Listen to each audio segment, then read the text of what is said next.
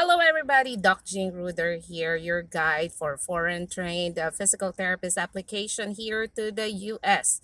So, what we're going to talk about today, let's talk about reimbursement. Okay. So, for example, you applied for credentialing like FCCPT or CGFNS or ICD. Okay, and then you apply to the state. So all of those have fees. You know, you have a separate fee for FCCPT. You have a separate fee for the state. You have a separate fee to take the TOEFL. You know, so every move you make, you pay.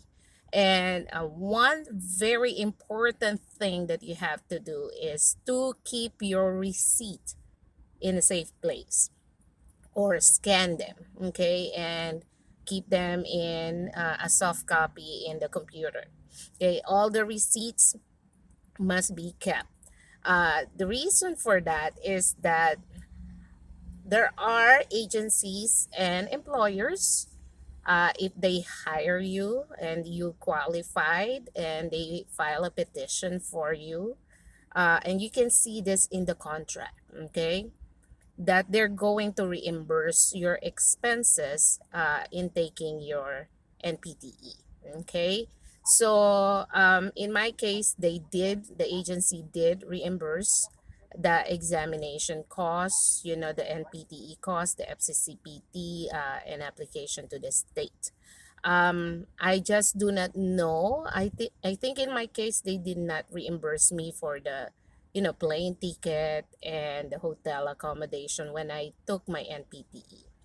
But that is something that you can certainly ask. Okay, that is something you can certainly ask. That is something that you should keep the receipt also safe. You know, the plane ticket, the cost of that, the hotel, and maybe the food that you know that you have to eat when you're taking the examination. So just keep everything in a safe place, scan them and file them, so that when you meet the employer and you can ask, these are the expenses that I incurred when I was taking the NPTE, you know, application for my credentialing, for my state, for TOEFL, and payment for NPTE, and the plane ticket and whatnot. So it is up to the employer, okay, which among all those expenses they will reimburse, okay. And I think in my contract, it's been such a long time ago, so I have to think about it. I think in my contract, they don't reimburse it right away. You know, there's a certain clause there that says after a year or after 3 months. I really couldn't remember, but you have to look at it in your contract. Each employer, each agency have their own policies and procedures and what's written on their contract. So you have to look at it, locate that in your contract, and take note if, number one, if they're going to reimburse the expenses. Number two, when are they going to reimburse? Okay. Number three, how much of your expenses will be reimbursed? And then watch out for it on your paycheck, of course. Okay. Because sometimes they might forget about it. So, and you should not be like shy or hesitant to ask if it is written in the contract and they're not giving it to you. If it is written in the contract and they signed it and you signed it, so they, you know, you have an agreement that they're going to reimburse you these expenses. Okay.